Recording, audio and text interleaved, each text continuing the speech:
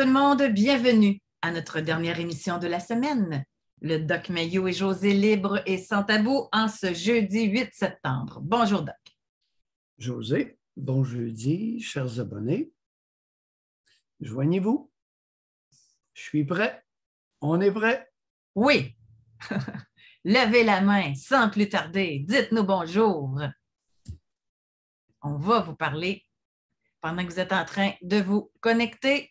Ne manquez pas, pas la capsule, mais la chronique du Doc cet après-midi à Choix Radio X à 16h. Donc, je vous réserve quelques petites surprises, chers amis. Je vous réserve quelques petites surprises. Ouais. Ouais. C'est bon, c'est bon. Fait qu'on va partir avec un sujet de base, puis après ça, OK, excellent. Quelqu'un demande les capsules. On vous avait parlé des capsules, mais finalement, cette formule-là, elle a été révisée. Fait on va garder la formule de la chronique à 16h, une fois par semaine, les jeudis. Oui, parce qu'à l'âge que j'ai, là, j'ai avantage à ne pas trop me perpiller. Non, mais être percutant, c'est ça le principal. Oui, exactement. OK, nous avons Anonyme, le premier à avoir levé la main. Ensuite, allez-y, nous avons de la place. Bonjour, Anonyme. Oui, allô? Monsieur Alexis. Oui, moi, c'était pour parler d'un sujet, mais avant, je voulais juste dire que j'ai remarqué que c'était bientôt la 500e, je crois le 22 septembre. 21, je pense. Attendez un petit peu. 21 ou 22. Je n'ai pas entendu. C'est bientôt la 500e de l'émission. Ça va être la 500e. Oui. Je veux juste à vous féliciter pour ça. Merci. C'est quand même fou d'imaginer 500 émissions de 1 heure chacune. 1h30. Mm. Ça en fait du matériel, hein? Oui, c'est beaucoup de collaboration aussi. Ouais. Mais ça, moi, j'appelais pour réagir au sujet des dernières semaines. Comme, je crois qu'avant-hier, il y avait une émission où Doc parlait de le président de Desjardins qui parlait de comment ses parents ils s'étaient sacrifiés pour lui. Puis, je voulais dire que moi, j'étais d'accord avec ça parce que moi qui est venu de parents qui ont immigré, là, je l'ai souvent entendu celle-là, mais souvent sous la forme de... Je ne veux pas dire que je l'entendais à tous les jours, mais j'ai déjà entendu comme on a immigré pour vous, dans votre intérêt. Puis ça fait un genre de poids puis de fardeau qui est... Intéressant. À croire que c'était juste pour nous, puis c'est... Je sais pas, ça met un genre de poids inutile à l'enfant. Oui. Très bon point, M. Alexis. Alors, dans l'immigré, oui. La pauvreté, l'immigration sont des vecteurs de cette culpabilisation des enfants. Je vais vous poser une question en rétrospective, M. Alexis. Pour quelle raison vos parents ont quitté leur pays natal pour s'en venir au Québec? Ben, eux, ils vont dire que la raison, c'est pour les enfants. Non. Pas ils vont dire. Je veux votre opinion. Moi, personnellement, c'est que la qualité de vie est pas bonne là-bas. Ils ont amélioré aussi leur qualité de vie à eux en venant au Canada. Qu'est-ce que vous voulez dire la qualité de vie n'était pas bonne? Donnez des exemples. Faites-nous comprendre ça. En venant au Canada, je sais pas, en une vingtaine d'années, ils ont réussi quand même à être propriétaires d'une maison, alors que s'ils étaient restés d'où on vient en Algérie, je pense pas que même en 20 ans, tu vas être propriétaire de rien. Tu vas pas t'enrichir. Si tu travailles, tu vas être propriétaire de rien, d'une voiture peut-être. Il n'y a pas comme d'avancée sociale possible comme au Canada. Non, c'est le système communiste, les maudits Algériens-là. Non, mais c'est un système... On va les envoyer Gabriel Nadeau-Dubois, puis Langto, le vieux Langto qui glorifie Cuba, puis tant qu'à y être, on pourrait peut-être leur envoyer Gilles Proulx. Il s'extasie devant Cuba. On aurait une couple là, envoyée dans ce pays-là. Mais justement, quand vous parlez souvent des communistes, moi, je respecte l'idée communiste en tant que telle, genre comme Karl Marx l'a présenté. Mais je dois avouer que les pays communistes aujourd'hui, ils n'ont pas d'allure. Mais l'idée de base est bonne. J'ai juste l'impression que... Hey, monsieur Alexis, ce matin, vous êtes suave. Vous dites, l'idée de base est bonne, mais lorsqu'on l'actualise, ça n'a pas de maudit bon sens. Est-ce que c'est ça que vous dites? Ouais. Monsieur Alexis, je ne veux pas vous prêter des mots, là. Mais c'est plus complexe. C'est gros ce que vous dites là matin. L'idée est bonne, on l'actualise, on la réalise, ça n'a pas de maudit bon sens. Non, mais que moi, comment j'imagine le communisme, c'est un peu ce qu'on retrouve dans les idées de Marx, c'est sans État. C'est un capitalisme sans État, sans argent, sans propriété privée. C'est un peu comme quand vous vivez les... Je sais pas, l'exemple que j'aurais, ça serait les Amérindiens avant la conquête. Ils vivaient dans un État où il n'y avait pas d'argent. S'ils avaient besoin de quelque chose, ils vont le troquer à un de leurs collègues. Il n'y avait pas, on dirait, le travail ou l'aliénation du travail. Puis... Hey, mais c'était-tu le bon vieux temps, hein? Les Iroquois, les Hurons, toute la gang, les Cris, les Inuits, avant d'être colonisés. Hey, c'était-tu le bon temps? Pas d'État, pas d'argent, on n'a pas besoin de travailler. Seulement les femmes. Ben, monsieur Alexis, seulement les femmes qui travaillaient. Il fallait qu'elles élèvent les enfants. Il fallait qu'elles fassent le jardin, qu'elles ramassent les petits fruits, qu'elles fassent des conserves, sécher l'ornial, tanner les pots. Mais c'était toutes les femmes qui faisaient ça, monsieur Alexis. En moyenne, je crois que les populations chasseurs-cueilleurs, ils travaillaient genre 4 heures par jour au moins. Genre chasser puis cueillir des fruits, ça ne prend pas 8 heures dans une journée. Ça se fait assez rapidement. Les enfants, surveiller, torcher les enfants, d'en prendre soin, c'est pas 8 heures, c'est pas 4 heures dans une journée, monsieur Alexis. Là. Wow! Mesdames, sacrez-lui une ramasse ce matin. En tout cas, c'est juste une aparté, là, mais le sujet principal... Mais, non! Monsieur Alexis, c'est pas un aparté. C'est plein de communistes au Québec. Oui, c'est vrai, mais... Vierge! Mais c'est-tu tant communiste qu'envieux? Ouais. Monsieur Alexis, je vous laisse aller avec José là-dessus. Mais là, vous parlez de quand Doc dit si tu l'as pas, si je ne l'ai pas, tu ne l'auras pas. Oui, ben exactement. Ben, il n'y a pas dit. Larousse. Larousse dit si tu l'as, je te l'enlève. Tu vas le perdre. Mais si tu l'as puis que moi, je ne l'ai pas, tu vas le perdre. Je vais te le faire enlever ou je vais te l'enlever. Est-ce que c'est que des gens pauvres qui ont cette idée-là ou il y a des gens riches qui se disent ah, si tu l'as, si je ne l'ai pas? C'est une mentalité de riche ou de pauvre, ça, le socialisme? Mais riche, ça arrête tout, riche. Moi, d'après moi, tu es riche, tu en veux encore plus que ton voisin qui est plus riche que toi. Il y a une escalade, là. Oui, mais ça, pas de problème. C'est d'enlever la richesse au voisin, de l'appauvrir. Mais c'est... Je sais pas. Parce que moi, personnellement... défendez l'Algérie un peu. Faites-vous aller, là. Qu'est-ce qu'il y a de bon dans ce maudit pays de taré-là? L'entraide, je dirais. Les gens sont plus... ben oui, entre pauvres, on s'entraide, c'est vrai. Si on ne veut pas crever, il faut s'entraider entre pauvres. C'est vrai. J'ai tout vécu ça quand j'étais jeune au Lac-Saint-Jean. Je vous assure qu'il n'y avait pas beaucoup d'argent, ça s'entraidait beaucoup. Mais il y en avait tout le temps un. Mon oncle, le voisin de mon parrain, il y avait des échanges de services pour étendre le fumier.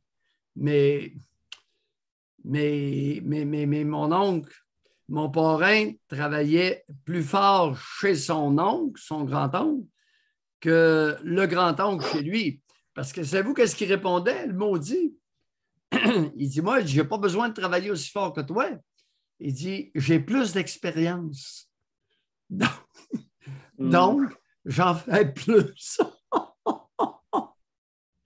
J'étais là. J'avais 9 ans. 8 ans, 9 ans, 10 ans. 8 ans, 9 ans. Puis mon oncle y allait avec 2 chevaux pour épandre le fumier avec un épandeur. Puis, l'oncle, en tout cas, son nom va me revenir. L'oncle de mon parrain Lui, il venait avec un cheval. Parce qu'il avait plus d'expérience. Non, le cheval était plus gros.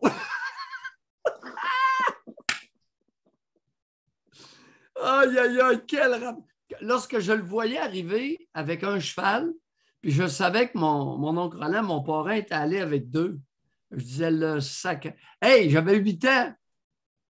J'avais 8 ans, puis le communiste, là, c'était pas équitable. C'est que son cheval avait beau être plus gros, jamais il pouvait travailler comme les 2 chevaux de mon parrain. Les 2 étaient un peu plus petits, mais à 2, ça faisait pas mal plus pesant. Tu sais, que son gros. 2 de 1600 puis un de 1800, 1800 livres. Hey! Ça fait 3200 livres contre 1800. Je me rappelle un gros parcheron noir. C'est vrai qu'il était beau. Mais oui, mais il était beau, il pesait 1800. Mais les chevaux de mon oncle pesaient 1550. Pas loin de 1600, 1500. On va mettre 1500 de façon conservatrice.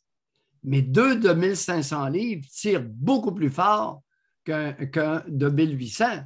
Voyons. Hey, j'avais 8 ans et j'étais capable de faire l'équation. Pas équitable, la patente. Et là, il s'entraidait heure pour heure. Pas résultat pour résultat, là. Ben non. Tu voyais bien que... Mais mon parrain était bon joueur. Puis, c'était son voisin, c'était son oncle. Il en laissait passer, mais je ne sais pas si lui le voyait, mais à 8 ans, je le voyais. Que le maudit communiste, là, wow! Communiste d'entraide, là, c'est pas toujours... Mais pour revenir à votre prémisse, là, ça m'intéresse. À partir de quel âge que votre père ou votre mère vous disait on a déménagé ici pour toi, on a immigré ici pour vous autres? À partir de quel âge qu'ils vous sortent ça dans la tête? C'est depuis qu'on est arrivé, depuis le... Puis justement, quelque chose qui vient de me popper là, sur l'Algérie, là, que ça me fait un peu rappeler sur la Chine. Sur le passeport algérien, là, quand on regarde, c'est pas écrit passeport du Canada ou passeport de l'Algérie. C'est écrit, je l'ai même devant moi, là, République algérienne démocratique et populaire. Fait que c'est tout le temps la même technique que les pays pas démocratiques utilisent. Et populaire. Ouais. La République démocratique et populaire d'Algérie. Mon œil, les maudits hypocrites, race de calvaire. Hey, République démocratique. Combien de partis en Algérie? La République démocratique? Je pense qu'il y en a quelques-uns, mais il y en a peut-être 2, 3, mais qui n'ont pas vraiment de pouvoir. Oui, 2, 3, puis le deuxième, il va... Celui qui préside le deuxième, le chef du deuxième parti, va plus souvent en prison ou risque plus la mort que l'élection. N'est-ce pas, M. Alexis? Justement. Me tromperais-je, M. Alexis?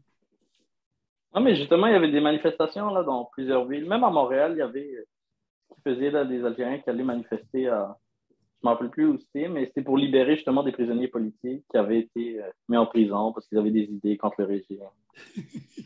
On n'est pas loin de... On n'est pas loin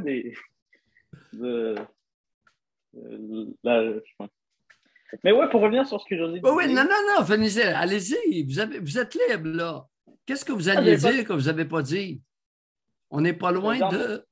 On n'est pas loin des anciens régimes en URSS ou quoi, où on emprisonnait des gens pour un oui, pour un non. Ben oui, dites-le. Pourquoi vous vous êtes censuré et retenu de le dire? C'est vrai, sacrement. C'est évident. Ouais. Ça fuit l'Algérie, ça veut fuir Cuba, ça veut fuir tous ces maudits régimes-là à cause de ça. Hey, il y a combien de journalistes qui ont été tués en Algérie? Journalistes. Pas des criminels, des journalistes. Quelqu'un qui écrit. Sûrement beaucoup emprisonnés, là. Peut-être pas au niveau de la Corée du Nord, mais je sais qu'il y a des journaux, mais qui sont censurés. Là. démocratique. Ouais. Vous savez, Éric Duhem, il a peut-être raison de faire la promotion de la liberté d'expression. C'est une patente fragile, M. Alexis. Mm. On a déjà eu de la censure au Québec. Imaginez-vous donc. Vous n'avez pas vécu ça. Moi, Ben, pendant la pandémie, on a vécu, Doc. Ouais. Parlez-en au docteur Lacroix. Ouais. Ouais. YouTube. Ben, exactement. Nous-mêmes, YouTube on en a nous a été censuré victimes. 2 fois, 3, 2. Ah oui. 2 fois. Mm. Hey! YouTube nous coupe la sifflette et il n'était pas content.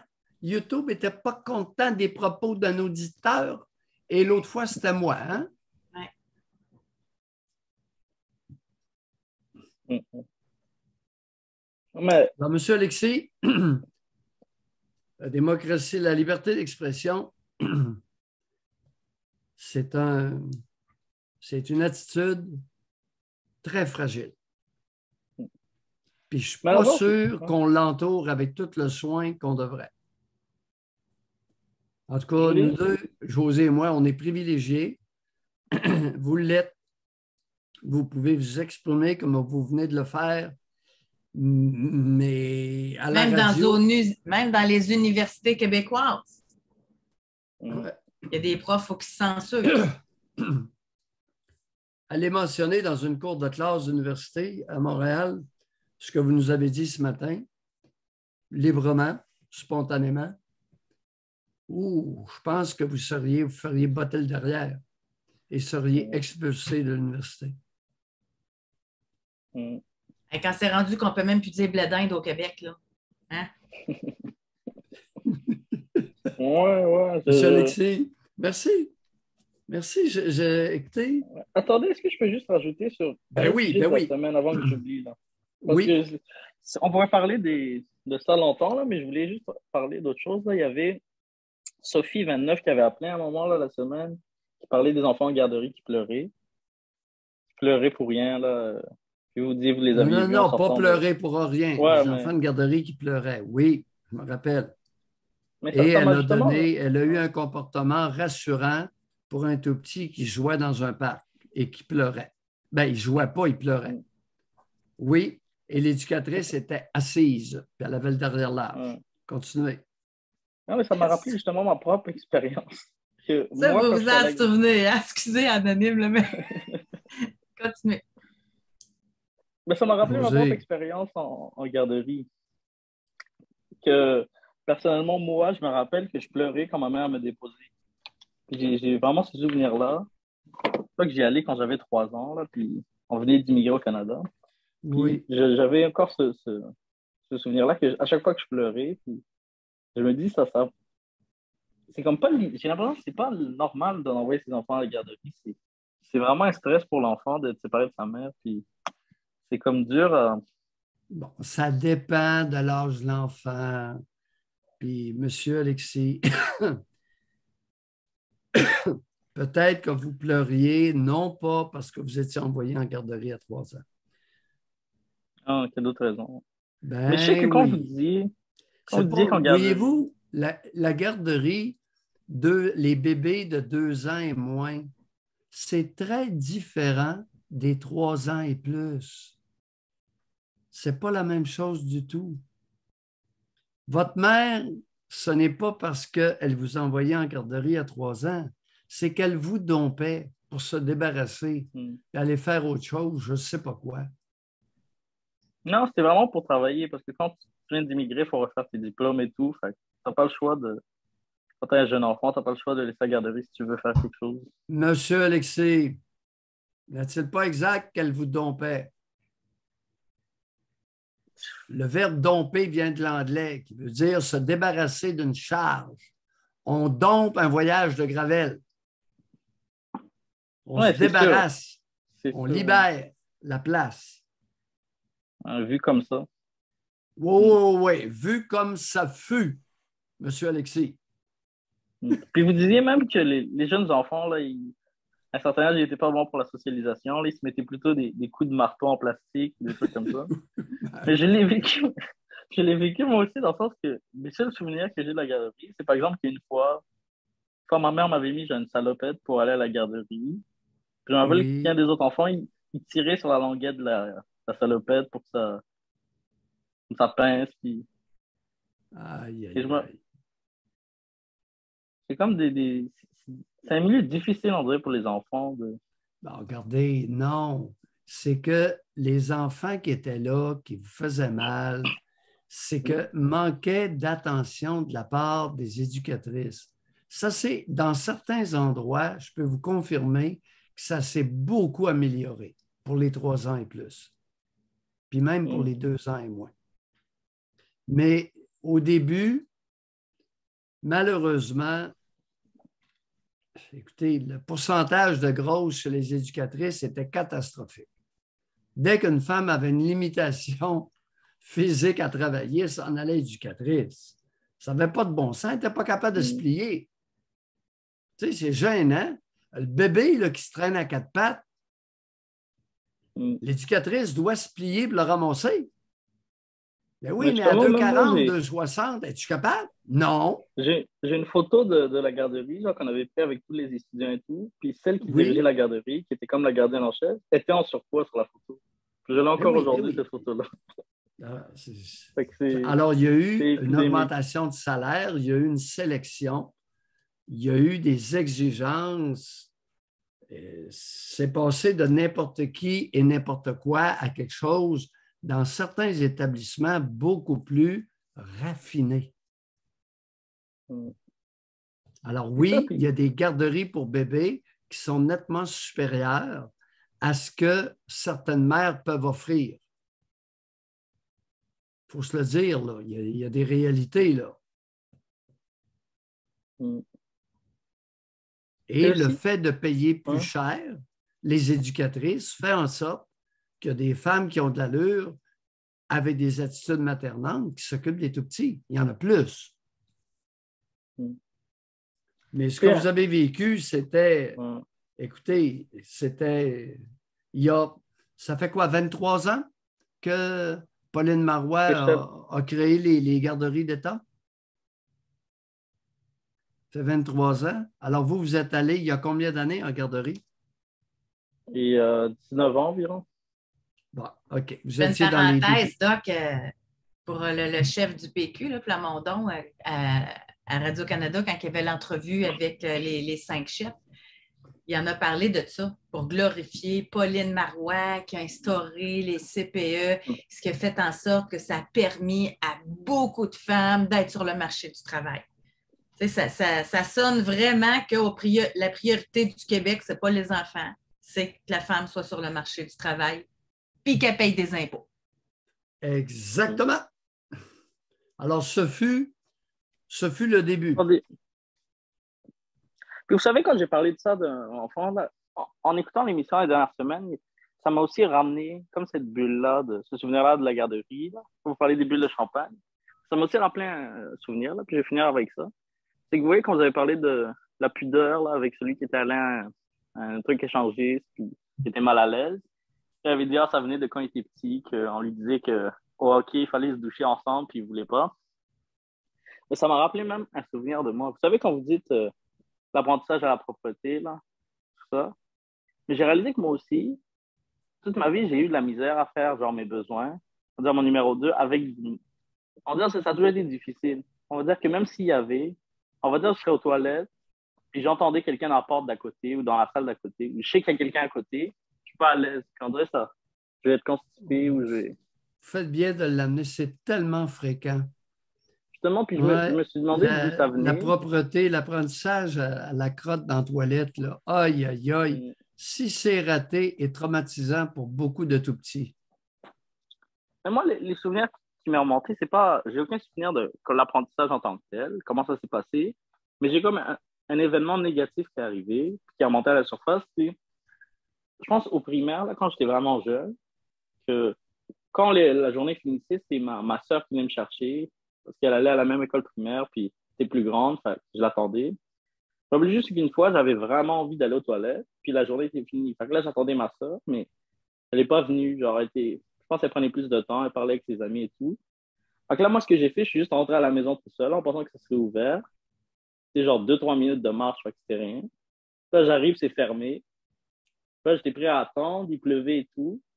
Je me rappelle vraiment que je me suis fait dessus. J'ai fait mes besoins dessus. Puis ça m'a traumatisé, genre. Encore aujourd'hui, j'ai ce souvenir-là de cet âge-là. Puis, je dis clairement que c'est en ayant le doc, c'est avec ça que j'ai été coincé aux toilettes après. Entre autres. Entre autres. Vous savez, on n'insistera jamais suffisamment sur l'importance pour la plupart des petits-enfants intelligents et sensibles d'une mère, d'une génitrice qui est maternante, qui est attentive à ses tout-petits. La vôtre, elle ne l'était pas bien grosse, soyez sans crainte. Supposément pour aller travailler et améliorer le train de vie. Non, mais ça, j'y crois parce que quand tu es immigrant, tu n'as pas le choix de. On dirait que tu n'es pas là à niaiser. Oui, mais en même temps, Doc, moi, j'hésite tout le temps parce que je me dis, une mère, admettons là, que c'est ça. OK? Admettons qu'elle a dompé. Une mère qui dompe, là, c'est aussi bien qu'elle dompe. T'sais, si l'endroit est approprié. Là. Oui, lorsque l'endroit est approprié, accueillant et stimulant, oui. Oui, il y a des prérequis. Il faut voir la réalité telle qu'elle est, là. Exact. Mais c'est aussi bien qu'elle dompe. Oui. Excellent, qu'elle soit immigrante ou native du pays. OK, merci, bye, M. Alexis. À la prochaine. Merci.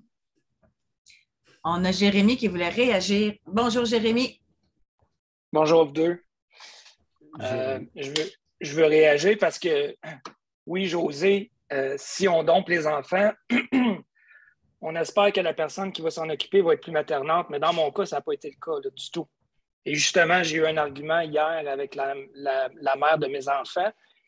Ma plus vieille vient de commencer l'école, elle a quitté la garderie, elle va avoir 6 ans et elle s'échappe encore dans ses culottes. Au niveau du numéro 2, là, c'est assez problématique, je dirais. Moi, je pense que c'est lié au manque de maternage. Là. C'est de l'anxiété ou un manque d'attention puis un manque d'affection de sa mère qu'elle exprime de cette façon-là. Parce que quand je lui ai amené ça récemment, je dis, tu sais, elle n'est pas encore propre, elle va commencer l'école il n'y a pas plus tard que quelques semaines. Elle me dit, bon, chez nous, j'ai pas de problème, c'est réglé cette affaire-là. Mais du toi, il va falloir que tu ailles consulter, ça se passe chez vous, c'est ton problème.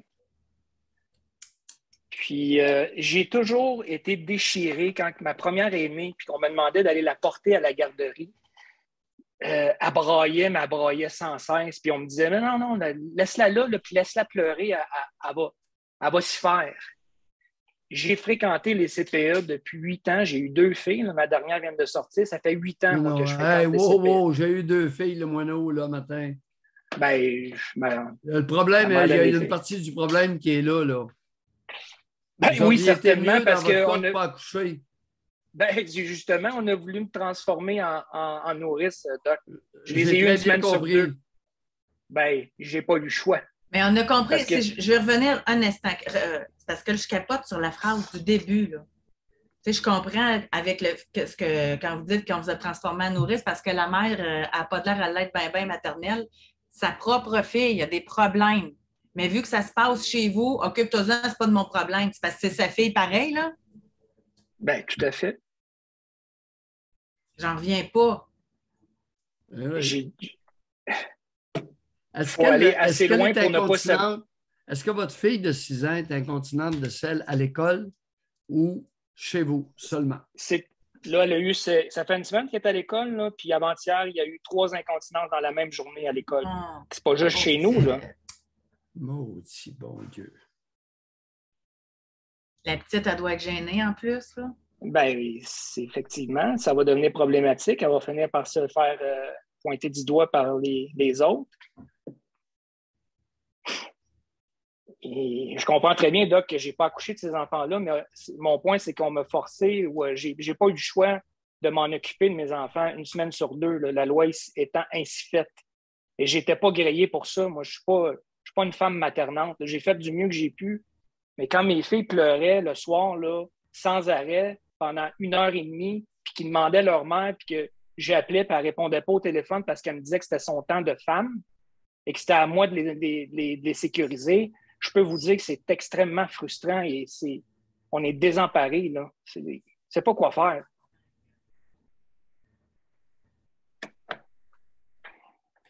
Je vais devoir vous remercier d'avoir le courage de le dire.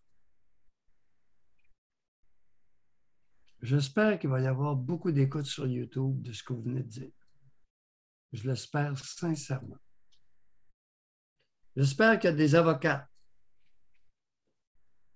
qui vont entendre ce que vous venez de dire. J'espère qu'il y a des juges, des femmes juges qui vont entendre ce que vous venez de dire. Je vous ai entendu, Doc, récemment dire qu'il y a un paquet d'hommes qui veulent la garde partagée pour ne pas payer de pension. Et je dois vous avouer que je fais beaucoup plus d'argent que la mère de mes enfants et j'en paye une pension. Étant donné qu'on est en garde partagée, la pension n'est pas si haute que ça. Et au début, quand j'ai dû payer la pension, ça me fait chier en tabarnak.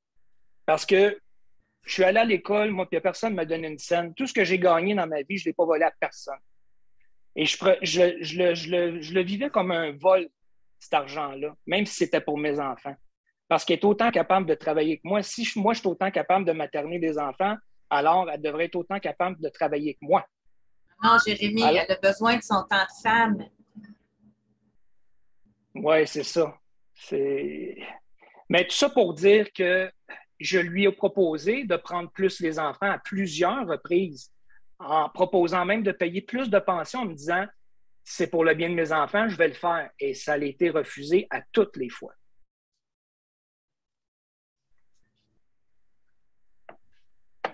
Et l'argument, c'est partout, tout le monde autour de moi me dit que les hommes sont capables maintenant de s'occuper de jeunes enfants. Pas 8, 9, 10, 11, 12 ans, là, 2, 3 ans, la couche aux fesses, la suce encore dans la bouche. Je vous dis, c'est pas naturel pour un homme d'essayer de... Puis je les ai sécurisés du mieux que je pouvais, mes enfants. Je leur lisais des histoires le soir, je me couchais avec eux dans le lit pour essayer d'avoir une présence, mais quand je posais la question à la mère, est-ce que les filles s'ennuient de moi quand elles sont chez toi? Est-ce qu'elles pleurent pour que je sois là le soir? Jamais. Bizarre. La réaction n'était pas la même de l'autre côté. Jérémy, José, pourrait-on faire en sorte d'exposer, de s'assurer d'exposer sur YouTube cette intervention-là de Jérémy? Il a tellement dit de choses que ça doit être entendu. Puis je ne le répéterai pas, vous l'avez fait mieux que moi, vous l'avez vécu. Il y a le point où je m'en allais quand vous m'avez interpellé du fait que je disais que je les avais eus, ces enfants-là. Je m'en allais dire que quand j'ai fréquenté les CPE, aller porter mes enfants, là, vous ne pouvez pas imaginer le nombre de poupons que j'ai vus assis par terre à pleurer sans cesse. C'est déchirant. Aujourd'hui, hier même, ma fille me dit « Je suis content, papa, d'avoir quitté la garderie. » Elle avait hâte de s'en aller de là. Elle a changé 6 fois d'éducatrice en 1 année cette année, à la même garderie. Je comprends qu'elle peut faire un petit peu dans ses culottes en ce moment. Elle n'a pas été sécurisée, mais pas en tout.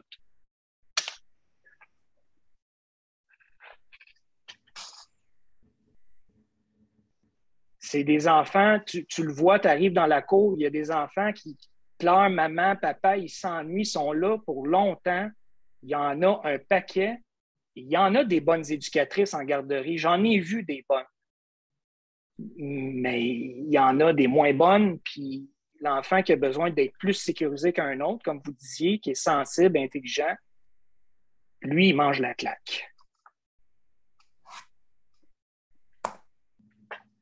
Avocate, juge, travailleuse sociale, psychologue, vous devez entendre les propos de Jérémy. Je n'ai rien à rajouter, M. Jérémy. Merci beaucoup au nom des tout-petits qui n'ont pas de parole, qui n'ont pas d'espace de parole. Merci de J'ai votre écrit écoute. à Jean-François pour que S'il vous plaît. C'est déjà fait. Merci. Merci, Merci, Jérémy. Josée. Je ne sais pas par quel moyen, là, mais Ça va être fait.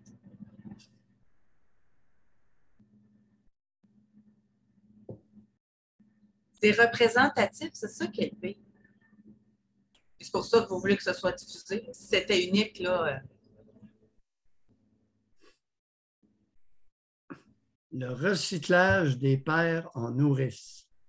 Ce n'est pas naturel, nous a dit Jérémie. Qu'est-ce qu'il veut dire par ça? Il veut dire quelque chose.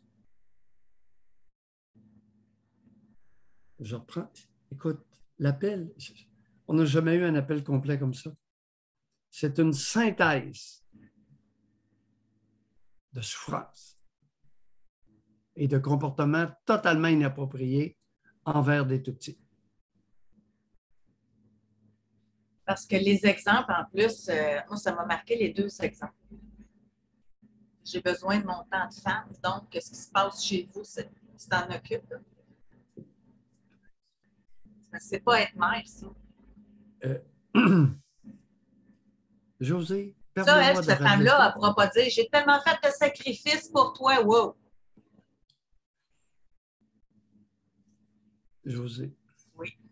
Compte tenu de mon âge avancé, permets-moi de radoter légèrement et de citer Feu Bernard Landry, ex-premier ministre du Québec, qui avait traité un pourcentage de mères ne préparant pas les déjeuners de leurs enfants comme étant des cervelles d'oiseaux. Maudit qui avait raison. La cervelle d'oiseau, dans la nation canadienne française qui vit au Québec, on n'en manque pas. Toutes les femmes ne sont pas des cervelles d'oiseau. C'est criminel. Mais bon, merci. J'ai plus rien à dire. C'est criminel. C'est de la négligence criminelle. Exactement.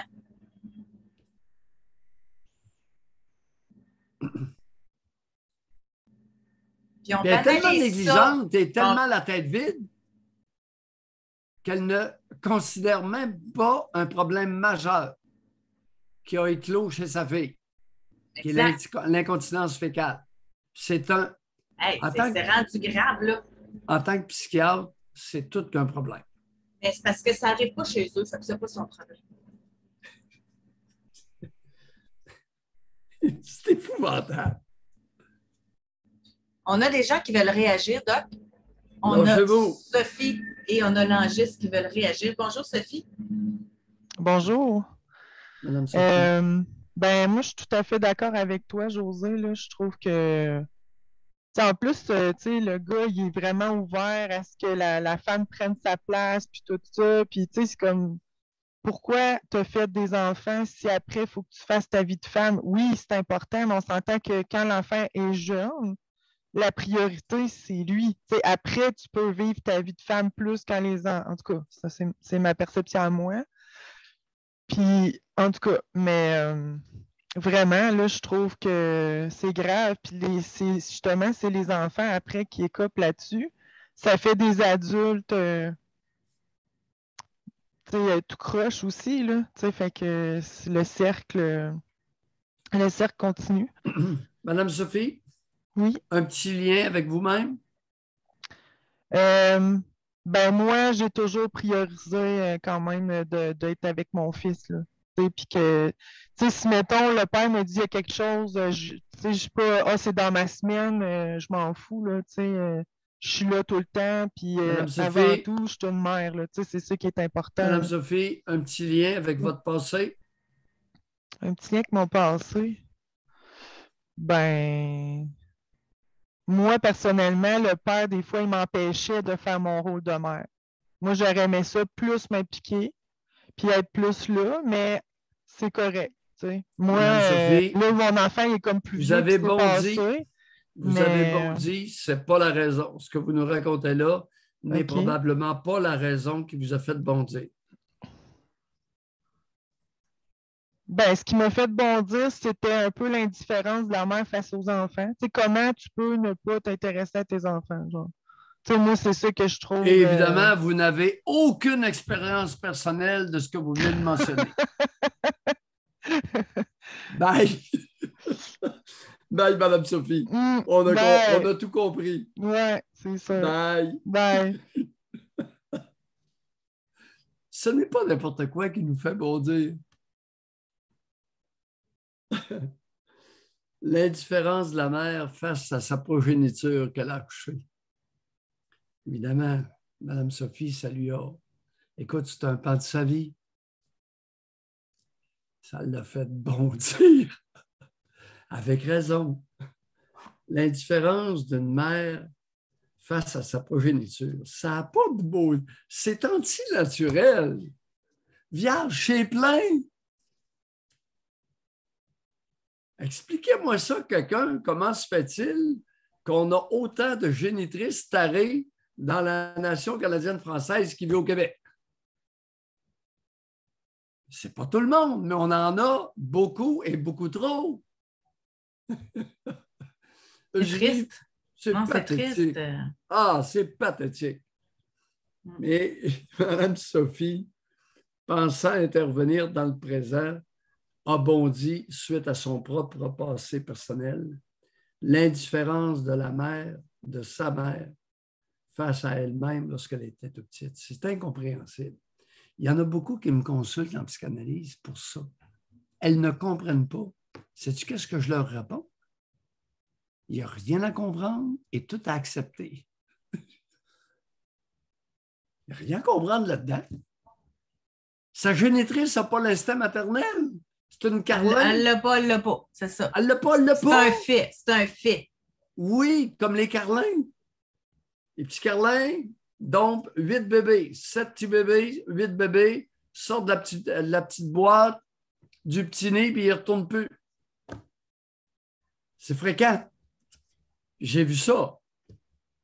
Puis la dame qui était propriétaire de la femelle carlin le savait. Elle dit, c'est très fréquent chez les carlins. Elle s'était toute installée avec ses petites bouteilles. Puis elles ont toutes réchappé. Mais elle a travaillé en pas pour rire. Écoute, c'est aux 2 heures. Aux 2 heures, autour de l'horloge. Et les premiers temps, c'est de l'ouvrage solide. Sauver, réchapper une portée de carlin. On a une autre Sophie qui est avec nous. Bonjour Sophie. L'enjeu s'est quitté, c'est pour ça que j'avais dit qu'on lui donnerait la parole, mais il a baissé la main. Donc Sophie, bonjour. Oui, bonjour. Oui. Bonjour. Bonjour. On vous écoute. OK. Je m'excuse. C'est la première fois là, que je... Bienvenue. Oui. C'est que je voulais dire, quand vous demandez les mères, comment ils font, je dirais que moi, quand j'ai eu mes enfants, c'était pour les aimer, leur faire du bien dans la vie. Je pensais apporter à ces petits êtres-là le meilleur. Je pensais que de les aimer, ça serait suffisant. Mais quand je me suis séparée, j'avais un petit dernier de 5 ans et un 12 et de 14. J'ai dû retourner sur le marché du travail. J'ai dû redresser la barre aussi de mes croyances, de ce que je justifiais être bon pour eux. Puis c'est vrai que quand j'avais une semaine la garde, c'est-à-dire j'ai une fin de semaine sur 2, le père avait la garde. Je proposais à ma fille de garder son petit frère parce que moi, je me sentais comme besoin d'air, besoin de rire, de m'amuser. Puis j'ai imposé des façons de faire, puis ça a été comme un coup pour elle parce qu'elle était à l'adolescence, elle était habituée d'avoir une mère qui était présente à la maison, qui était, qui était là quand elle arrivait de l'école. C'était comme le contraire. Puis je me, je me suis sentie comme, comme correcte de faire ça dans les circonstances, mais j'ai beaucoup, j'ai beaucoup de regrets. C'est comme si j'avais eu à choisir entre ma stabilité, mon équilibre pour continuer à être là pour eux. Puis j'ai, j'ai pas de, j'ai pas d'excuses, j'ai pas de, comme des fois, elle me disait, je veux pas aller chez mon père. Parce que, bon, il s'en occupait pas, il allait ailleurs, il allait en haut, au troisième étage, puis elle se trouvait à rester seule avec son frère. Puis je trouvais que c'était comme si je me sentais légitimée, comme s'il voulait contrecarrer mes projets de liberté, parce que j'essayais de partir à mon compte. J'essayais de bâtir quelque chose pour garder la maison. Puis c'était ça a été le bordel. Ça a été pas une séparation qui a été très réussie, là. Mais en tout cas, bref, j'ai pas été à la hauteur de mes propres attentes à moi. Et quand je repense à ça, je le sais que j'ai cheminé, ça fait quand même 25 ans là, que je suis séparée, mais je regarde le parcours avec les carences de mon père, de ma mère, comment moi j'étais carencée à 20 ans aussi quand j'ai eu les enfants, comment j'étais contre l'autorité, comment j'étais pour la diversité des tempéraments, comment mes enfants ont eu de la difficulté à l'école. Je regarde le, le résultat, dans le fond, c'était comme moi, c'était comme c'était mon travail de vie de mener à terme. J'enjolivais tout ça comme je vais juste les aimer tellement que je pensais, moi, que ils suivraient le parcours que je leur proposais. Mais quand j'arrivais dans des creux, des cul-de-sac, je ne savais pas comment réagir autrement que ce que j'avais appris. Je refaisais tout ce que je ne voulais pas faire. Je l'ai fait, puis même à mon insu, parce que des fois, les enfants en parlent, puis ils disent ah, t'as dit que toi, t'étais de même, t'étais de même. Je ne me reconnais même pas dans ça. Je dis comment j'ai pu être comme ça dans ma tête. Non, Madame Sophie, passez. On n'a pas la semaine. Maintenant, réparation. Quand vous êtes dans la cinquantaine, là, vous êtes à l'aube de la 60. Oui. Bon, réparation. Ce que je fais, ben, je leur dis qu'ils ont raison. C'est vrai que ce qu'ils disent, puis jamais je vais mettre ça en considération. Je dis, si tu l'as vécu, je m'excuse vraiment. Madame Sophie, laissez faire les excuses puis le pleurnichage. Il est trop tard. Réparation. Ben, je suis toujours là pour eux. Bon, merci. On va commencer par ça. Oh, ouais. J'ai du travail de réparation à faire. Je vais me rendre plus disponible. Ah, regardez donc. Et est-ce qu'ils acceptent votre disponibilité ou s'ils sont tellement frustrés qu'ils ne vous envoient pas être? Non, ils acceptent. Quand Fait que là, fini le pleurnichage. OK? Réparation, dorénavant. D'accord? Bye, Madame Sophie. Merci. On gaffe, on répare. Qu'est-ce que t'en Mais penses, comme vous José? dites, parce que je me rappelle des premières émissions qu'on faisait ensemble, puis on en avait des mères qui appelaient comme ça, puis ça donne envie de s'excuser pendant 2 mois de temps.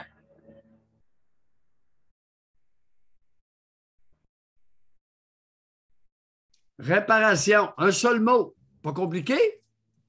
Un mot. Réparer les torts qu'on a causés. Réparer. Première attitude, la présence, se rendre disponible. Pas 6 mois en Floride, les amis, là. Non, non, non, non, non. Non, non, non, non, non. Réparation. Être Je vois disponible. pareil en passant. Oui.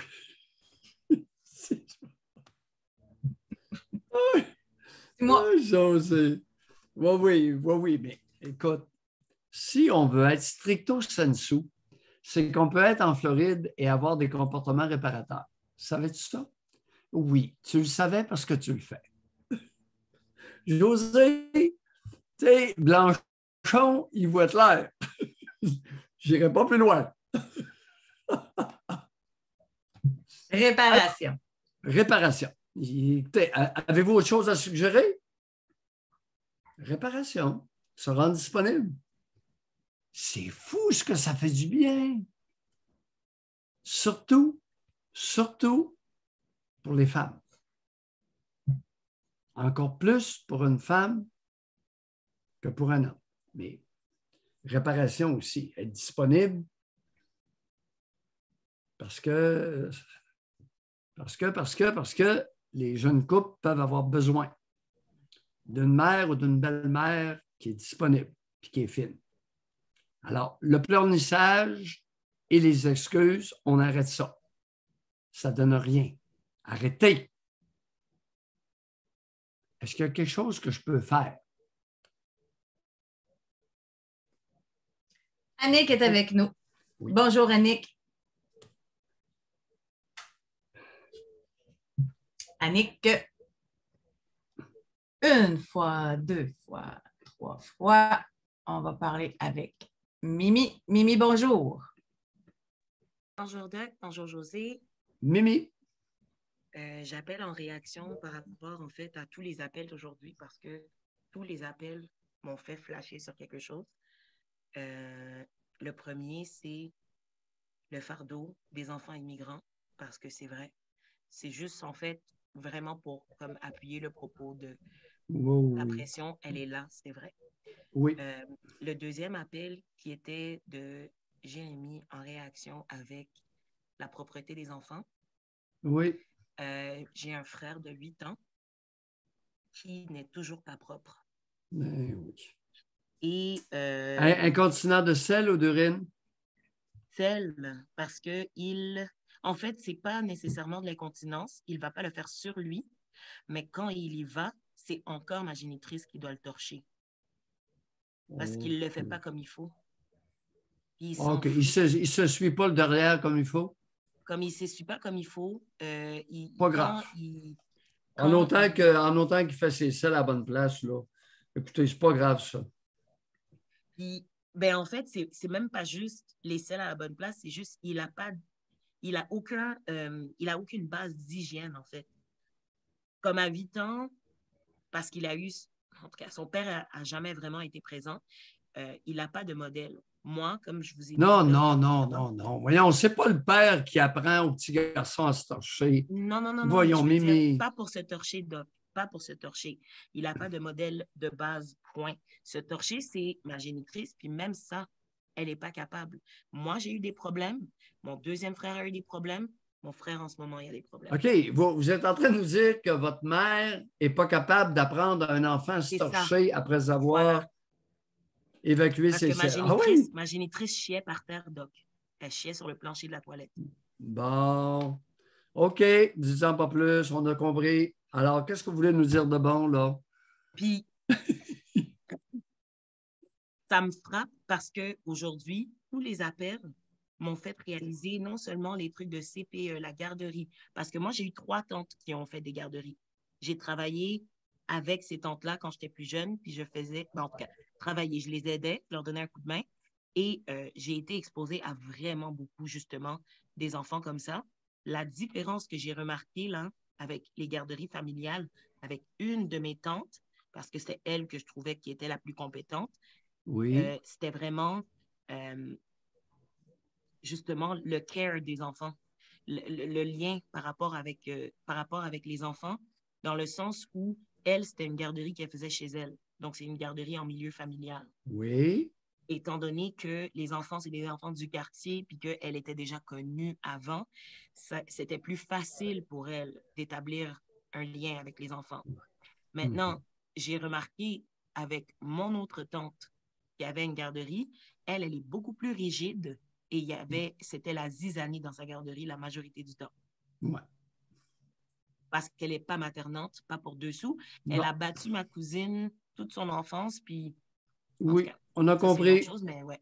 On a compris. Alors, oui, c'est que ce soit chez les Blancs, les Noirs, les Violettes, les Verts, écoutez, ça fesse les tout-petits, pas à peu près. Aux États-Unis, il y en a plusieurs qui autorisent les écoles à frapper leurs enfants. Écoutez, on est là en 2022. C'est Maintenant, beau. ils autorisent les profs à avoir des guns aux États-Unis, Doc.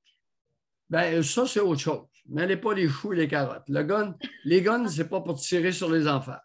C'est pour défendre les enfants, au moins. C'est ça.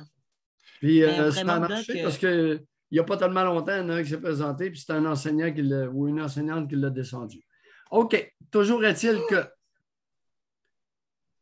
Oui. Toujours est-il que ça fait vraiment mal de se rendre compte de tout ça parce que ça a touché moi, mes frères, la nouvelle génération qui est née de mes cousins parce qu'ils ont une mère négligente. Oui. Alors, face à autant de misère sociale, qu'est-ce qu'on fait, Mme Mimi? On est en mode solution. On se réjouit et on se tourne vers l'avenir. Sérieusement, oui. Parce que sinon, là... Non, vous savez, quand il y en a trop, là, OK, on met le couvert dessus. On arrête de jouer dedans. J'ai compris, on a compris. J'ai eu misère sociale extrême, on met le couvert et on opère. Alors, hier, qu'avez-vous fait de bon, Mimi? Avez-vous fait quelque chose d'intéressant hier? En fait, Doc, j'ai compris quelque chose. Ah oui, non, avez-vous fait quelque chose d'intéressant hier? Pas hier, mais il y a 2 semaines, puis ça a été une conclusion qui s'est terminée avant hier. J'avais, en fait, j'ai été obligée, en fait, de faire des menaces à ma génitrice pour qu'elle fasse... Est-ce qu'il y a quelque chose d'agréable qu'il vous est arrivé dans les 2-3 derniers agréable, jours? Oui. Agréable, oui. Hier, j'ai réalisé, Doc, l'étendue de mon poids sur moi. Qu'est-ce que ça faisait à ma santé mentale. J'ai compris le trauma qui ont mené à mon poids. J'ai compris combien de livres que j'avais en trop. Et Mimi, ce matin, oui. Quelque chose d'agréable. Avez-vous vécu quelque chose d'agréable hier, avant-hier? Ben oui, Doc. La réalisation de ça, pour moi, c'est quelque chose d'agréable parce que ça me permet d'avancer. Comme pour moi, je le vois comme du positif parce que j'étais coincée avant ça, puis je ne comprenais pas pourquoi je n'arrivais pas à perdre le poids, puis là, je l'ai compris. OK. Parfait. On ne lâche pas. Mais j'aimerais ça continuer, non? OK. Ça, c'est une belle réalisation positive. Mais j'aimerais ça poursuivre dans l'idée du doc. Avez-vous eu du plaisir, un beau moment, une belle rencontre, du plaisir? Du plaisir. Ben, honnêtement, quasiment tous les jours, après l'émission, certains d'entre nous se retrouvent sur Discord justement pour parler de plein de choses, puis on rit, puis on fait des blagues. Mais c'est toujours agréable. Ben c'est ça. Alors, socialiser, rire, badiner. Puis, Doc, j'ai pas reçu d'appel de ma famille depuis plus d'1 semaine. Parfait. Oui, on peut le dire que c'est aussi agréable. Parce que ça peut tirer énormément vers le bas. Exactement. OK? Bye, Mimi. Merci, bonne journée. Merci. Il y en a qui reçoivent pas assez de téléphone et il y en a d'autres qui en reçoivent trop. Donc, je vais faire une parenthèse parce que Mimi a parlé de poids, puis ces temps-ci, grâce à un appel qu'on a eu de Gilles, qui s'informait pour le programme Keto, j'ai reçu des messages en privé. L'idéal, là, si vous voulez avoir de l'information, allez sur la page Facebook Académie du Keto. Puis là, vous allez avoir accès à un atelier gratuit, puis vous allez avoir de l'information sur la nouvelle cohorte qui va commencer au mois de septembre. Moi, vous pouvez m'écrire en privé, mais je vais vous référer là. Fait que la fonction rapide, là, la voie rapide, allez sur la page Facebook Académie du Keto, puis on va vous donner l'information que vous avez besoin. Alors, voilà. OK. On a de la place. S'il y a des gens qui aimeraient nous parler, faire des suivis, quel que soit le sujet. Je sais qu'il y en a que ça leur tente. Je vois des mains levées, baissées, mais nous, on le prend hein, souvent comme on est habitué, mais pour des gens, c'est quelque chose là, de lever la main. Ben oui, oui, oui. Puis comme je fais souvent des farces avec ça, c'est pas comme pour parler d'une recette de tarte aux pommes. Là. Tu sais, on parle, on est dans la profondeur, dans l'intimité. Bon, je vais la saisir tout de suite pendant que sa main est levée. Caro, bonjour. Allô? Bonjour. Oui, Caro. M'entendez-vous bien? Très bien. Oui. OK. J'ai mon cœur qui s'emballe.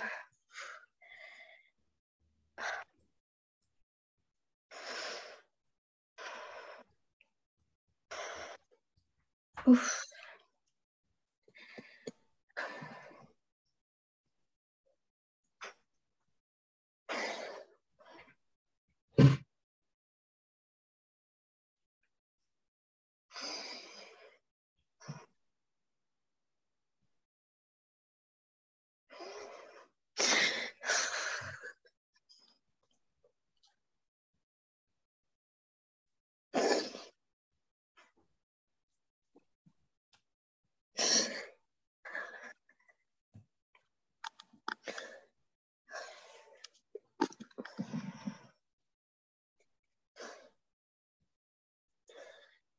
OK, je pense que je suis bonne. Pardon? Je pense que je suis bonne. Je pense que je vais OK. être capable de parler. Allez-y. Racontez-nous ce qui vient de se passer. Oui. On pourrait commencer. Qu'est-ce qui vient de se passer? Vous avez dit mon cœur qui s'emballe, puis vous êtes mis à pleurer. Qu'est-ce qui s'est passé en dedans de vous?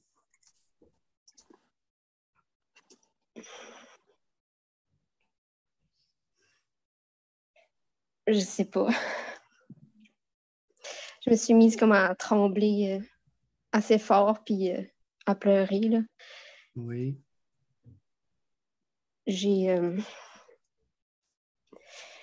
sais pas où est-ce que j'ai trouvé le courage de lever la main, là. Mais j'avais envie de vous parler. Oui. Continuez. J'ai l'impression que c'est pas réel. Là. Pardon, vous avez l'impression Que c'est comme pas réel, on dirait que c'est pas réel. Hein? ouais, je crois pas que je suis en train de parler à l'émission. Ça fait depuis le début de Patreon que je vous écoute. Là, je vis beaucoup d'affaires en ce moment que je trouve difficiles. Mm-hmm.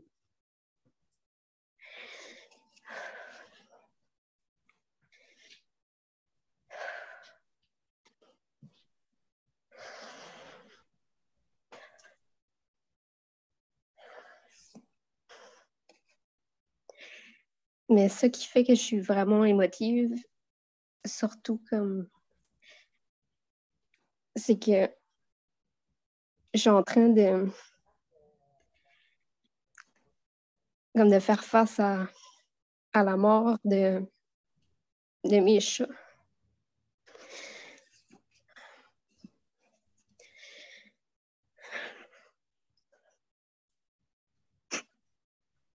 Racontez.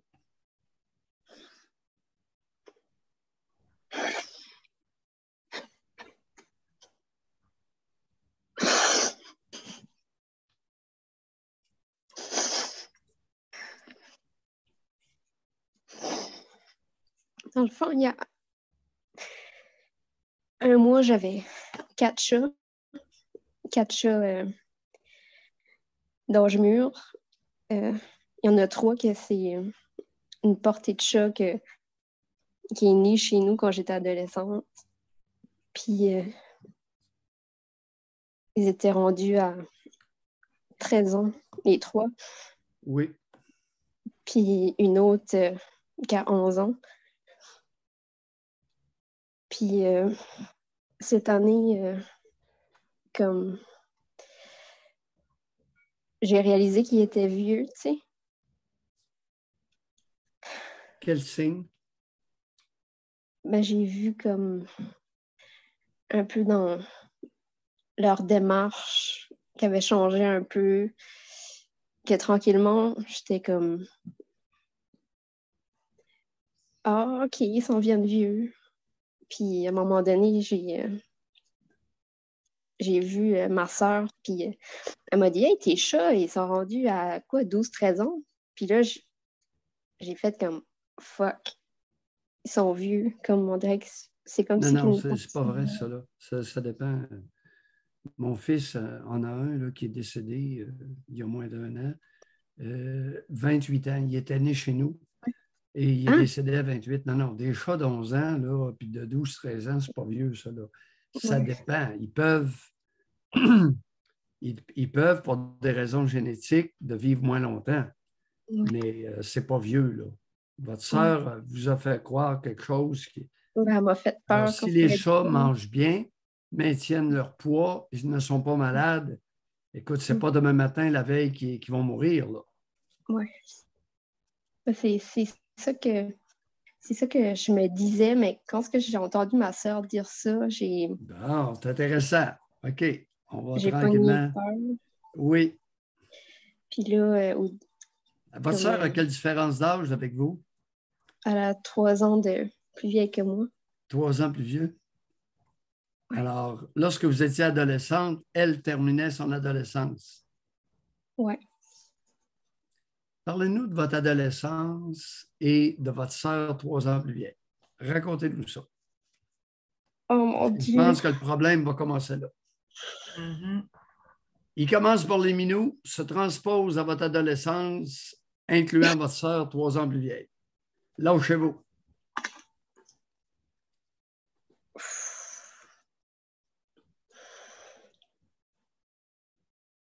Pouvez-vous répéter la question? Il n'y a pas de question. Parlez-nous de votre adolescence. Oh. C'est une invitation, ce n'est pas une question. OK. Je ne m'attendais pas à ça. Ah, j'en doute même pas. Moi non plus. On est deux qui n'avaient pas prévu. On pensait parler des minous, mais là, les minous conduisent à l'adolescence. La portée de 3 pendant que vous étiez adolescente. Racontez-nous qu'est-ce qui se passait dans votre vie lorsque les 3 petits chatons sont nés. J'ai de la misère à me rappeler de mon adolescence. J'ai pris... Oui, allez-y. J'ai pris un peu de drogue, un peu de speed, d'ecstasy. Ouais. J'ai commencé, parce que moi, je vis au Nouveau-Brunswick.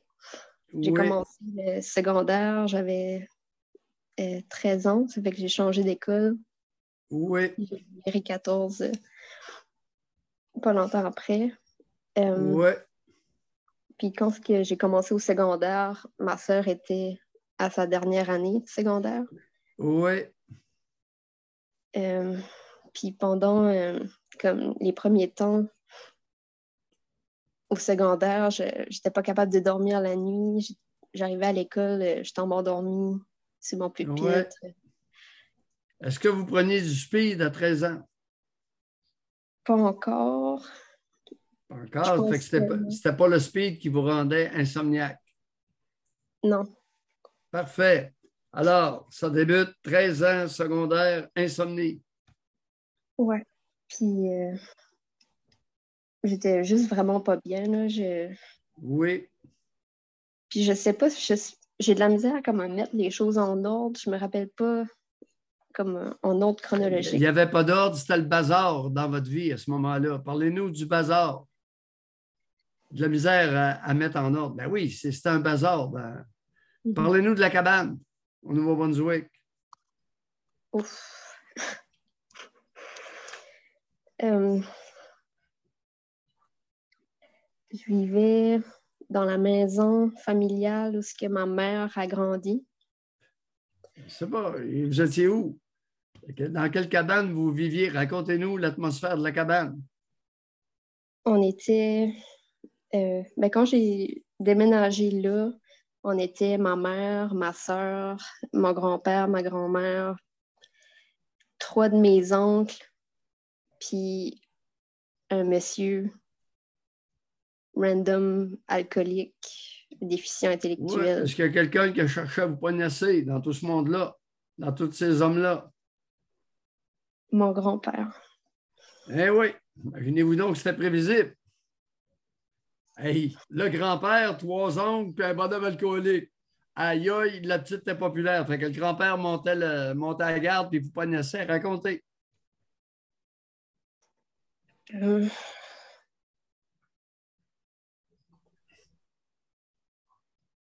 les premiers souvenirs que je me rappelle,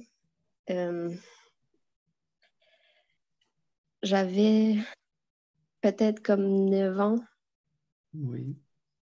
puis j'étais à la maison, puis il y avait la fille d'un de mes oncles, pas un des oncles qui vivait avec nous autres, mais un autre oncle qui était Oui. avec moi. Une Puis, cousine. Oui. Ouais, mais c'était pas une propre cousine, c'était comme... En tout cas, c'était sa belle-fille, là. Je la connaissais pas vraiment, mais elle OK. venait... OK. Je viens de comprendre. Là. C'était On même pas, était... c'était pas par alliance, c'était. Non. OK. Puis on était à la maison, puis mon grand-père était là. Elle était, je pense, 2 ans plus jeune que moi. Oui. Puis elle était pas normale, là. Je sais pas, comme handicapée, déficiente, je sais pas, là. Mais elle était là, puis je me rappelle que je pense qu'il y avait peut-être personne à la maison, ou sinon mes oncles, ils dormaient parce qu'ils dormaient comme toute la journée, là. Puis mon grand-père était en train de fumer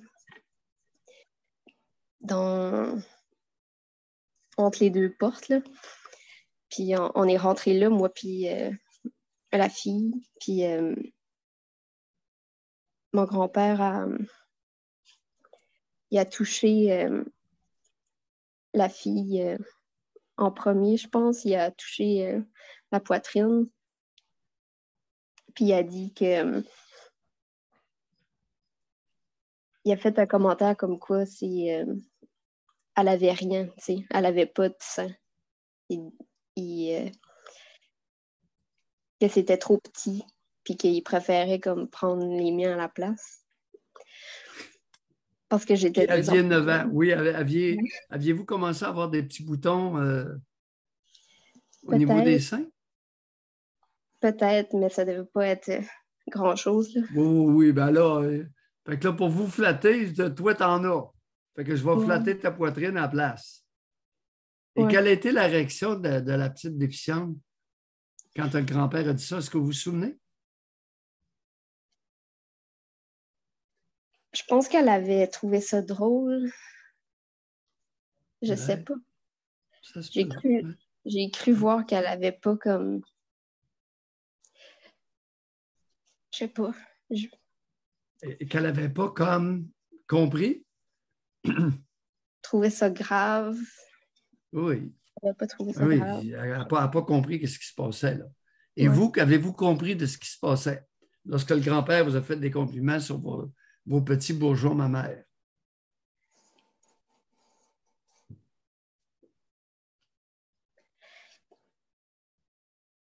Ben, j'étais un peu comme, on dirait, je peux pas croire que c'est en train de se passer comme... J'ai comme, je sais pas, figé. J'étais comme, voyons. Comment? Vous n'avez pas quoi? Je pouvais pas croire que c'était comme en train de se passer, puis j'ai comme figé. Ah, figé, oui, OK. Oui. Puis j'étais comme sur place.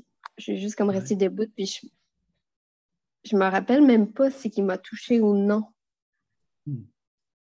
Mais ce que je me rappelle, c'est que durant la fin de semaine, j'étais allée chez mon père, parce que j'allais chez mon père la fin de semaine, puis ma Oui. mère a appelé. Puis elle m'a dit d'aller dans ma chambre pour y parler au téléphone, puis elle m'a demandé si c'était vrai que ça s'était passé parce que la belle-fille de mon oncle La petite a tout avait dit raconté ça, candidement. Aïe, moi, aïe!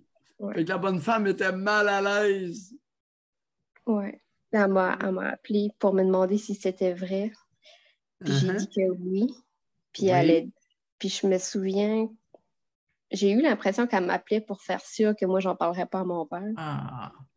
Oh oui, allez-y, continuez, lâchez-vous, c'est à la bonne place. Elle m'a dit qu'elle On est allait dans un monde de crétins, là. Allez-y. Elle m'a dit qu'elle allait parler à mon grand-père Oui. pour que ça ne se produise plus. Ben oui. Puis elle m'a juste dit de ne pas en parler à personne. Voilà, on y arrive, José. Un grand classique. Hein? Un grand classique. Et vous aviez 9 ans. Vous n'étiez pas encore déménagé dans la maison de vos grands-parents. Oui. C'est arrivé chez les grands-parents? J'étais récemment déménagée. Ah, OK, c'est en début. Alors, vous avez déménagé chez les grands-parents. Vous n'aviez pas 11 ans, mais bien 9. Oui. OK. Je rectifie. Allez-y, continuez. Puis... Ah oui, votre mère ne voulait pas se faire expulser parce qu'elle ne payait pas de loyer, là. C'est... Ben oui, José, voyons. Écoute, un loyer avec... était seule avec 2 enfants. Oui. Il n'est pas question, puis elle connaît son père. Elle a déjà... Est-ce que votre mère vous a déjà confié qu'elle avait été poignassée par son père? Non, quand on a parlé de ça un peu plus tard, parce que finalement, il m'a pognassé 2 autres fois. Oui. Il y a une fois qu'il a essayé puis que je me suis enfermée dans ma chambre, mais j'en ai pas parlé à ma mère. Oui. Puis, mais je me rappelle qu'on a reparlé de ça, puis elle a dit « Ah, ben, il est vieux, son cerveau, il sèche. » Quand j'étais jeune... Son cerveau sèche, mais pas sa queue, José. Le cerveau est en train de s'atrophier, mais pas le pénis. Elle m'a dit « Moi, il m'a jamais fait ça. » Ben oui, on va te croire. Tes frères t'ont jamais pognassé, espèce de crétine. Ouais. Et les 2 autres fois, vous aviez quel âge, à peu près? Alors, première fois, 9 ans. Deuxième, vous aviez quel âge? J'étais pas beaucoup plus vieille, là, parce que je pense qu'il est décédé, j'avais 11 ou 12 ans. 10 ans, puis ensuite, 11, pas trop longtemps avant qu'il crève, le bonhomme? Je pense qu'il y a eu comme une période de temps où il n'a rien fait, là. Oui. Peut-être comme la dernière année de sa vie. Oui, ben là, il est en train de crever. Ouais. Le pénis, il a crevé aussi, là. Ça arrive des fois. Mais moi, je l'ignorais complètement, là. Vous n'avez pas à vous défendre. Vous n'êtes pas accusé de rien, cher Caro. Vous n'avez pas à vous défendre. Après le décès de votre grand-père, est-ce qu'il y en a d'autres, les 3 oncles et le gars, l'alcoolique qui vivait là, qui a essayé de vous poignasser?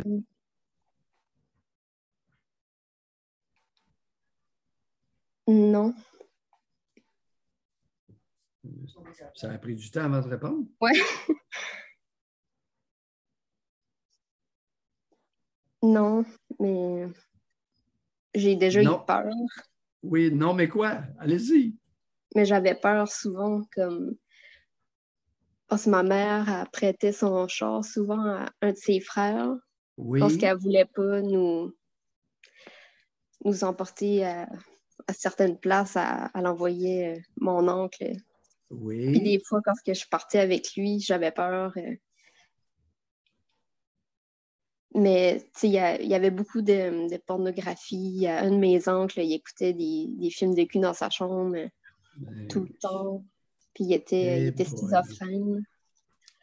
Oui. Il y avait la chambre à côté de la mienne. Il y avait c'est pour ça que vous entendiez? Ouais, j'entendais. Puis... Y avait-tu un semblant de discrétion ou c'était évident pour vous d'entendre?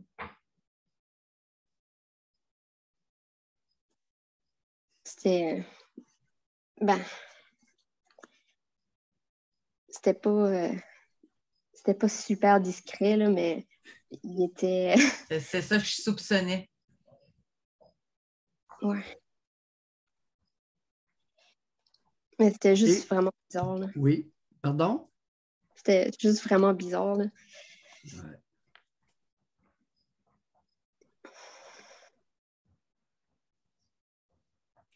Ouais. La dope!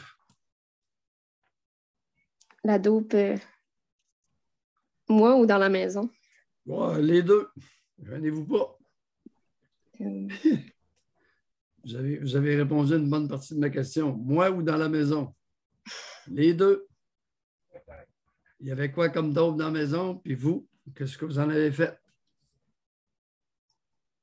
Ben, il y a 2 de mes oncles parce que moi, je ne savais pas, mais ils fumaient de la freebase. Ouais. Puis ils faisaient ça dans la chambre. Ouais, en freebase, haut, c'est de la cocaïne. Ouais. Ils prenaient l'argent où pour payer leur freebase? Je sais pas. Je sais pas. C'est assez. Écoute, ça coûte assez cher, ça, là. Parce que ça en prend un sacrement. Ouais, je sais pas. Puis je sentais souvent l'odeur, mais je savais pas c'était quoi. Puis des fois, je voyais du monde vraiment douteux qui rentrait. Il allait en haut dans la chambre ensemble, puis il redescendait. Mais moi, je pensais qu'il OK, ils en vendaient? Ils vendaient la freebase? Ils vendaient? Peut-être, ou soit qu'ils consommaient ensemble. Oui, Ça expliquerait comment ils faisaient pour s'en procurer s'ils en vendaient? Ah, non, je veux dire, peut-être la personne qui venait puis qui montait en haut, peut-être cette personne-là vendait. Mais mes oncles, non, là, ils n'auraient pas été capables même de... Ils sont vraiment déficients. Ah, ouais. Ouais. Hey, c'est tout un bazar.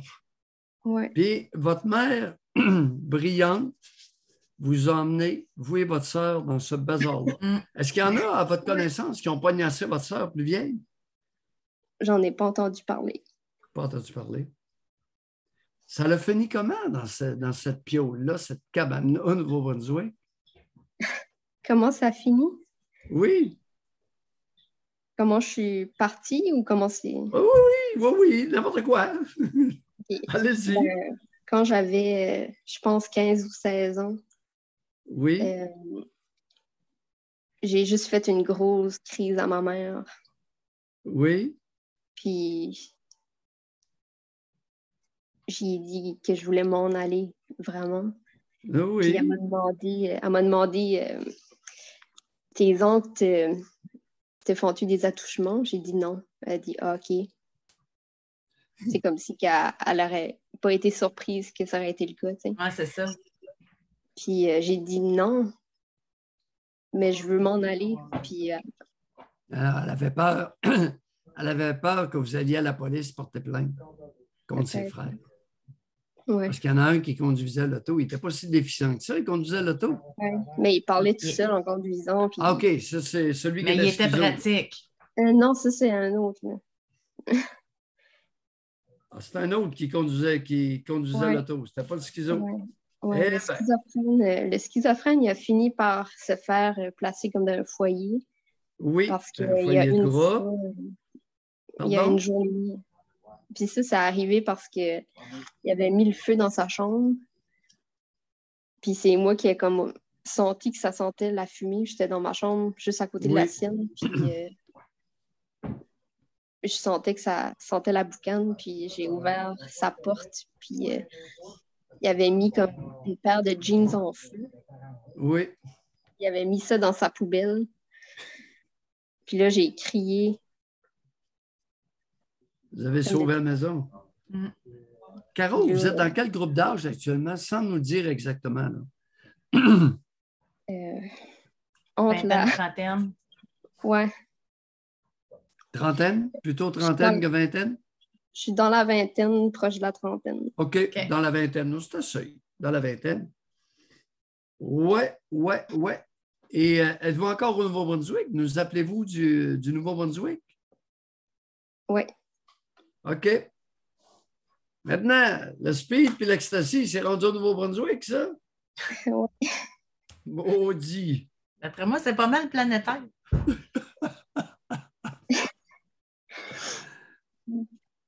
Le speed, l'ecstasy. Est-ce que vous continuez à vous payer à la traite avec ça? Non. Non, non. Depuis quand? Ça fait combien d'années, là? Aucune drogue? Aucune drogue. J'ai pas fait ça longtemps. J'ai pris de la drogue comme 14, 15. Puis après, j'ai été comme un bout. OK. Avant de partir de chez votre mère? Ouais. Est-ce que votre mère prenait de la drogue, elle aussi? Pas à ma connaissance. Hein. Elle ne fumait pas de pot? Non.